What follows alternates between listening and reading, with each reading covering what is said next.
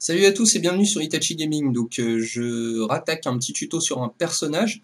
Donc on m'a demandé un petit tuto sur Klinks. Donc ben voilà, je vais le faire. Hein. Donc Klinks, le Bon Fletcher, donc héros agilité, carry escape, hein. Et pusher, oui effectivement, parce qu'il fait quand même relativement mal via ses skills au bâtiment. Donc voilà, allons-y, c'est parti. Donc Klinks. It's a card Fletcher, technically. Alors I Klinks, like to battle. vraiment pas compliqué à jouer en soi, hein, par contre juste très très fragile, donc attention à ça. Alors, donc du coup, comme d'habitude, petit descriptif des sorts, donc Strafe, qu'est-ce que c'est? Donc ça, bah, c'est tout simplement un skill qui va donner aux Klinks une vitesse d'attaque extrêmement élevée pendant un certain temps. Pendant quelques secondes, vous allez taper très très très très vite, voilà, d'accord? Le deuxième sort, Searing Arrows, alors ça qu'est-ce que c'est? Bah, c'est tout simplement des flèches de feu en fait, hein. Vous avez la possibilité d'avoir des flèches de feu sur Klinks. Soit vous les activez par flèche à chaque fois que vous voulez attaquer, vous cliquez sur le bouton, vous cliquez sur la cible pour qu'il envoie une flèche de feu, soit vous faites un clic droit dessus pour avoir les flèches de feu en automatique. Cependant, chaque flèche de feu va vous prendre du mana. Donc à faire attention, au début vous avez peu de mana, donc il vaut mieux utiliser manuellement la touche, bon moi ça sera E, il vaut mieux appuyer sur E et envoyer votre flèche à chaque fois que vous avez vraiment besoin d'une flèche de feu, soit pour faire un last hit, pour faire un peu plus mal et être sûr d'avoir le last hit, soit pour harasser un adversaire et lui faire plus de dégâts. Voilà. Par la suite, quand vous aurez beaucoup de caractéristiques, vous pourrez mettre en automatique éventuellement ce sort, via un clic droit. Donc ce sont des flèches de feu. Ensuite, Skeleton Walk, le troisième sort. Donc c'est un sort d'invisibilité. Le Klinks va devenir invisible et se déplacer extrêmement vite. Plus vous aurez de points dedans, plus il se déplacera vite. Voilà. Death Pact. Alors qu'est-ce que c'est? Ça c'est tout simplement donc l'ultimate du Klinks lui permet de sacrifier un creep, donc de tuer un creep, et en le tuant ça va le soigner, lui donner de la vie, et en même temps lui donner des dégâts supplémentaires. Plus vous tuez un creep puissant avec cet ultimate, plus vous allez avoir de dégâts supplémentaires. Et de la vie également, plus vous aurez de vie pour vous soigner. Voilà, donc on a fait le tour. Alors comment monter Klinks maintenant? Bon bah tout simplement, déjà le premier sort, bon bah vous allez prendre le skill d'invisibilité, hein, parce que bon voilà, c'est un escape, ça peut vous permettre de vous en sortir. Vous allez mettre un point dans chacun de ces sorts au début. Voilà, de cette manière-là, d'accord? Donc vous avez le tir rapide, strafe, vous avez vos flèches de feu et vous avez votre invisibilité. Bon. Maintenant, il va falloir maximiser Searing Arrows, qui est votre sort de dégâts principal, d'accord? C'est ce qui va vous permettre de faire mal. Donc il va falloir tout simplement maximiser ce sort.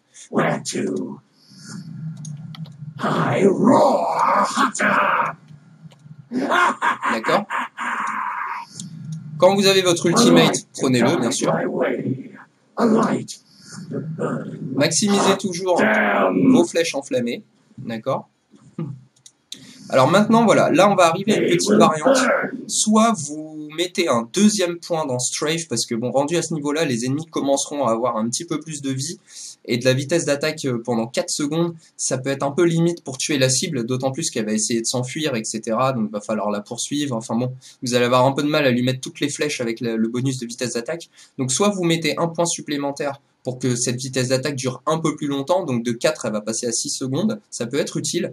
Soit vous restez à un point et vous maximisez tout de suite Skeleton Walk qui va vous donner beaucoup de vitesse de déplacement, ce qui vous permettra d'avoir une bonne présence sur toute la carte et d'être présent dans pratiquement tous les fights. Donc très important. Donc en fait le deuxième skill à maximiser après vos flèches de feu, ça sera le sort d'invisibilité. Cependant, si vous estimez que vous avez besoin de tirer vite un peu plus longtemps, vous pouvez mettre un point dans Strafe. Voilà. Alors une fois que vous êtes à 2 points là, vous maximisez Skeleton Walk. Heat rises. Prenez votre ultimate, bien sûr, au niveau 11. Voilà, vous arrivez à ce cap-là. Et maintenant, pour finir, bah, vous maximisez enfin votre strafe, hein, tout simplement. Voilà. On monte au niveau max maintenant. Voilà. Ok. Donc, à quoi ressemblent les sorts de Klinks? Bon, alors le troisième, déjà, Skeleton Walk, c'est ça. Voilà, il est invisible, vous voyez, il se déplace quand même vachement vite. Hein. Il est très rapide, donc c'est un perso qui a une très bonne présence sur la carte via sa vitesse de déplacement. Donc il traverse les creeps en étant invisible, hein, y a pas de souci, hein, c'est un peu comme, tous les imbis, j'ai envie de dire. Donc voilà.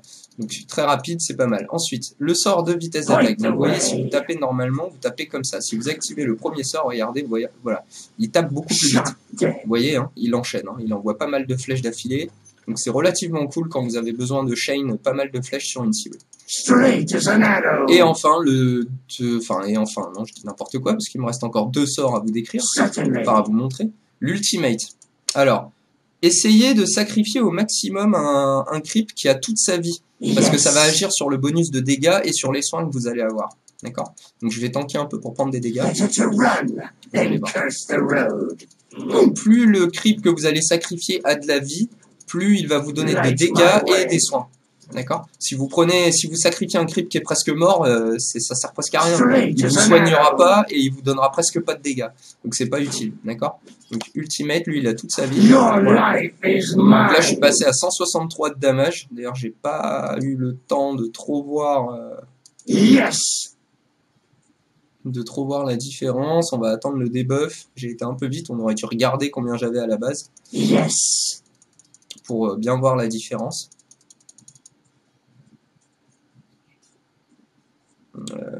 Pas 2 secondes. Bon, on va mettre en sort libre, c'est pas grave, je vais le refaire. Donc on est à 163 de dégâts, d'accord, donc je vais sacrifier le creep qui a toute sa vie là. Ouais, bah forcément, ouais. Vu qu'il était encore en CD, donc je reste à 163. Bon, c'est pas grave, je vais vous montrer les flèches de feu le temps que le debuff il s'en aille ici, là, que je puisse bien vous montrer la différence. Donc le deuxième skill, bah c'est ça, hein, c'est tout simplement, regardez, une flèche normale ça inflige ça. Une flèche de feu, automatiquement ça va le tuer. Vous avez vu, je fais extrêmement mal. Hein. Donc pour l'astite, c'est quand même vachement facile. Donc ça vous permettra de l'astite, d'arraser vos adversaires. Enfin bref, voilà, c'est vraiment un sort qui vous donne des dégâts énormes. Hein. Plus 60 de dommages, c'est vraiment monstrueux en début de partie. Ça fait extrêmement mal. Voilà. J'étais à 139 de dégâts. Donc vous voyez, quand je sacrifie un creep, je passe à 163. Enfin, en tout cas, le creep à distance. Maintenant, si je prends un creep au corps à corps qui a toute sa vie, je passe à 181. Vous voyez? Parce qu'il a plus de vie. Du coup, il me donne un meilleur bonus de dégâts. Et vous voyez, mes points de vie augmentent également. Hein. J'étais à 1900, je crois, tout à l'heure avec le creep. Là, je suis à 2088. Voilà. Donc, l'ultimate, c'est ça. Bon, le combo Clinks, très simple. Donc, vous sacrifiez un creep. Bon, là, je l'ai déjà fait. Hein, inutile de recommencer. Vous mettez... Avant de sortir de votre invisibilité, vous mettez votre sort de feu en automatique. D'accord? Vous vous mettez proche de votre ennemi, vous cliquez dessus et vous activez votre Z, votre vitesse d'attaque. Voilà. Le but, c'est d'arriver tout simplement par surprise avec le buff de dégâts. Donc il faut essayer de sacrifier un creep au maximum avant d'aller vous battre. Hein. Vous sacrifiez un creep, vous prenez les dégâts, etc. D'accord? Ensuite, donc il y a un ennemi dans le coin. Vous allez invisible sur cet ennemi. Vous mettez vos flèches de feu en automatique, vous faites un clic droit, vous appuyez sur Z. Voilà, et vous balancez la sauce. Franchement, il n'y a rien de compliqué. C'est vraiment un perso extrêmement simple à jouer. Ce qui va être compliqué sur Clinks, ça va vraiment être le positionnement. Essayez toujours de vous mettre dans une position plus ou moins en sécurité parce que vous êtes très fragile. Donc évitez d'être en plein milieu du fight et de prendre tous les coups parce que vous n'allez pas tenir longtemps. D'accord? Donc maintenant, en termes d'item build, le Clinks. Alors, il vous faudra une botte de vitesse d'attaque, hein, la Power Trade, de préférence en position force, en tout cas au début, pour avoir un peu plus de vie parce que vous êtes très fragile. Par la suite, éventuellement, si vous avez assez de vie via vos objets ou si vous estimez que c'est pas utile, vous pourrez la passer en agilité pour avoir un petit buff de dégâts. Mais bon, je préfère moi toujours la laisser en force parce qu'il manque vraiment beaucoup de vie. Voilà. Premier objet à rusher, je vous conseille très fortement l'Orchid Malévolence. Parce que bon, étant donné que votre Clinks est fragile, si vous empêchez votre cible de faire des sorts, autant dire qu'elle est morte. Voilà. Parce que sa seule défense face à vous, ça sera de faire des sorts. De vous assommer ou quelque chose comme ça et de vous faire très mal en peu de temps. S'il est silence, il peut pas faire de technique, du coup il pourra pas vous tuer. D'accord? Donc là, c'est un kill assuré. D'autant plus que vous avez 30% de dégâts supplémentaires quand il est silence. D'accord? Et quand il est, et quand le silence, avant c'était 30% de dégâts supplémentaires pendant le silence. C'est vrai que ça a été modifié. Maintenant c'est un peu différent, mais ça revient au même. Vous mettez plus 30% de dégâts supplémentaires quand il est silence. Cependant, quand le silence s'en va, quand le silence est dissipé, il prend 30% de tous les dégâts que vous lui avez infligés pendant le silence. D'accord, donc voilà, donc ça reste tout aussi cheaté, hein. Voilà, d'accord. Il reprend 30% de dégâts. Donc s'il arrive à s'échapper et qu'il lui reste quoi, 50 HP, il a plus de vie. Le silence se dissipe, il prend encore 30% de dommages, il meurt pendant qu'il est en train de back. D'accord. Donc Orchid Malévolence, très important. En deuxième objet, je vous conseillerais fortement un Monkey King Bar. Souvent, ça vous permettra de contrer une PA, une Wind Ranger, enfin voilà, comme d'habitude, tout ce qui est de l'esquive, voilà, vous pourrez les toucher à tous les coups, donc c'est quand même vachement rentable. Enfin, je vous conseillerais une Daedalus. D'accord? Daedalus, qui est très bien, ça vous donnera des coups critiques, donc c'est tout bénef. Je vous conseillerais fortement également un BKB, parce que le BKB va vous permettre d'esquiver les sorts. Parce que les sorts, c'est vraiment le danger pour vous, c'est si vous arrivez à vous faire stun, Hex, Shackle ou je ne sais quoi, vous êtes mort. Pour ainsi dire, vous êtes mort parce que vous n'avez pas de vie. Donc il vous faut vraiment un BKB, ça sera super important. Et enfin, le dernier objet, j'ai envie de dire, il est un peu situationnel. Soit vous partez sur une Butterfly qui vous donnera, comment dire, encore plus de dégâts, un buff de vitesse de déplacement, etc. Mais bon, là, les dégâts, vous en avez, c'est suffisant, hein. Moi, je suis pas partisan pour Butterfly. Je serais plus partisan soit pour un Sight of Vice qui vous permet de transformer votre cible en cochon, là, du coup de la contrôler. Donc en fait, vous allez la silence dans un premier temps, puis la transformer en poulet par la suite. Autant dire qu'il peut rien faire, vous allez forcément le tuer. D'accord? Il a aucune chance de s'en sortir. Si vous n'êtes pas fanatique, ça vous fait trop de boutons entre l'Orchid, BKB, etc. Soit vous pouvez partir sur un Eye of Skadi pour être plus tanky. Donc d'accord, ça va vous donner beaucoup de caractéristiques. Du coup, vous serez plus difficile à tuer, ça vous donnera un peu de survie. Maintenant, si vous trouvez que c'est un peu cher et que c'est pas trop rentable non plus, il y a un objet que j'aime bien aussi sur Klings, ça va être la Linken Sphere. Voilà.